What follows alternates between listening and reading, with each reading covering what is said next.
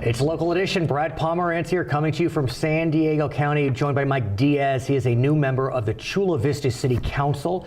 I think it's fair to say when we interviewed you before the election, even you would have called yourself an underdog. Is that right? No, sir. No, you and your family knew you were a sure victor. But is that all just a... I was an underdog, no doubt.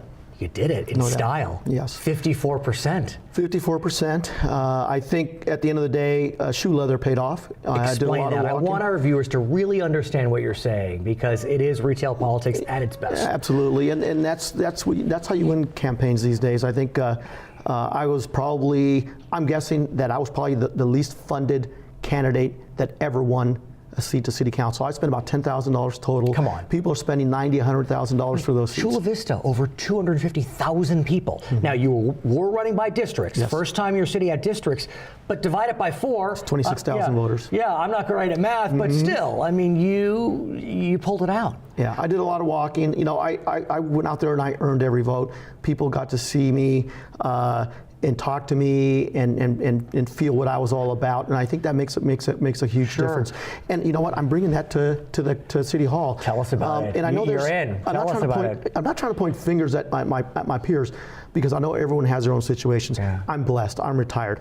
And so I'm committing my time at City Hall. I'm one of the city council members that you will see there every day at City Hall, and I've told that to my staff as well. We want to be accessible. I'm blessed, and I have the time, and hopefully I'll be able to make a difference in the time that I'm there. So what do you think? What do you think? You're an elected official. You're a firefighter. You're used to serving the public, but this is very different. In a different way, and it's just as challenging.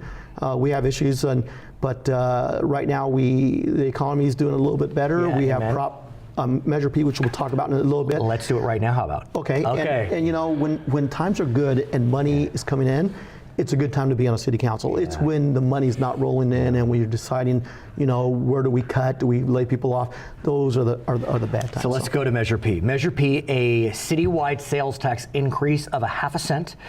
The sales tax was structured so that it was a general increase, not dedicated. So Chula Vista needed 50% plus 1. It was a good year for revenue measures. How did it do in Chula Vista? It did surprisingly well. How well?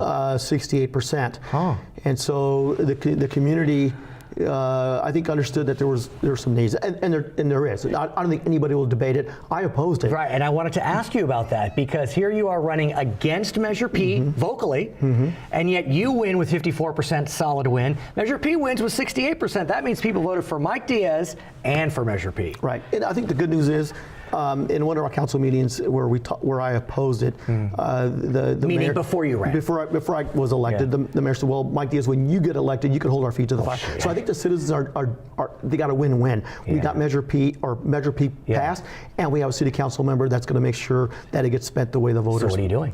What do you mean? What do you do to make sure Measure P is the funds are spent wisely? We are currently in the process. We have to get it done by April. Okay. In creating the Citizens Oversight Commission. And that's part of Measure P. It's required. It's required, I and understand. so those folks will look at the expenditures and make sure that we expend that money as we told the voters it would be. But it's general.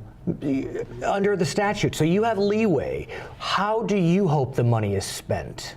Brad, we don't have leeway. Well, but meaning yes. You know, legislatively or by statute. Yeah. I mean that jokingly as in, I'm going to make sure we don't have any leeway. I'm going to make sure that the voters' wishes are made. But what are their wishes? Because they didn't say we passed Measure P, 25% for transportation, 25% crime reduction.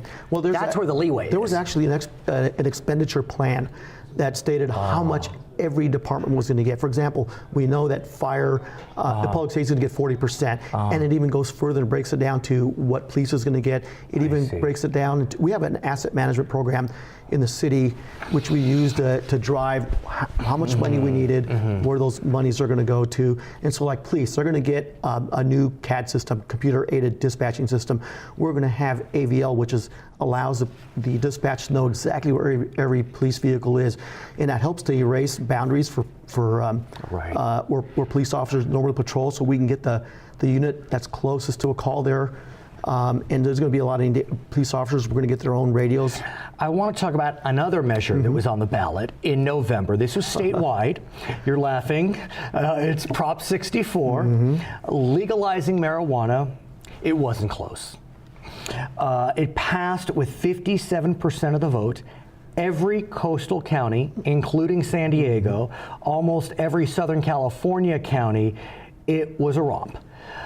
I don't know what that says about Californians, but what we do know is cities still have the land use authority, apparently, to decide whether to have dispensaries, medical, recreational, or otherwise. Where does Chula Vista land? I don't know where my peers in City Council fit, how they see this. I'm opposed to it. I was a firefighter for over 30 years. I believe in strong public safety. I don't think that this is a good public safety policy. But let me ask you, if I may, sir. We understand there are concerns about marijuana. I absolutely get that. There's a lot of ambivalence surrounding it. But could one argue that if you illegalize the sale of marijuana in Chula Vista, a fairly large city, what will that do? Arguably, it would cause people to buy it on the black market or drive somewhere else to get it and then drive back stoned into Chula Vista. And that somewhere else could be below the border. I mean, you're a border city into Mexico.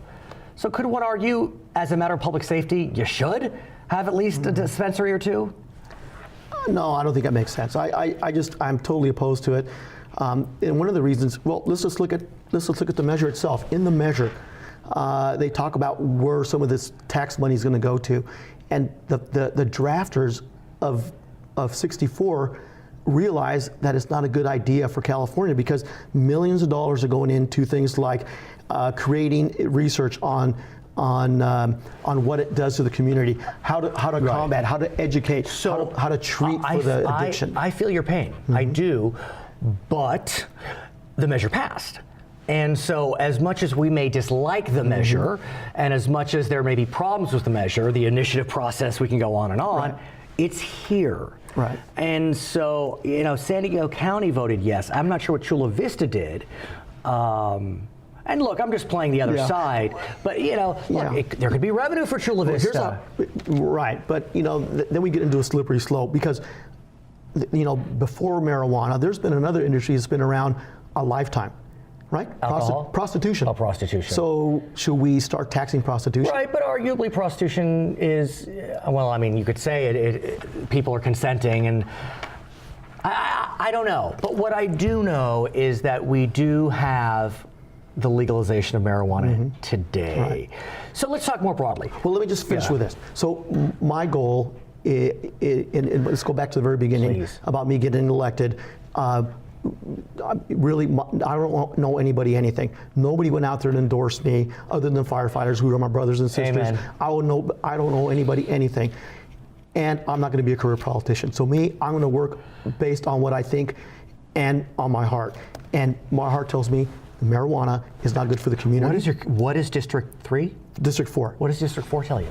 District 4 tells me to go in there and do what I think is right for the community. And if they don't like me, they can vote me out. And so that's how it works in America in politics. And I think if I can go out there and convince them that it's not a good idea, I think they'll go, you know what, he may not be on my side, but at least he's doing what he thinks is right. You did it, man. You did it. His name is Mike Diaz. He won a seat on the Chula Vista City Council, a city in South San Diego County. We're in the county today, but not in the South. My name is Brad Pomerance. So glad you're with us on Local Edition.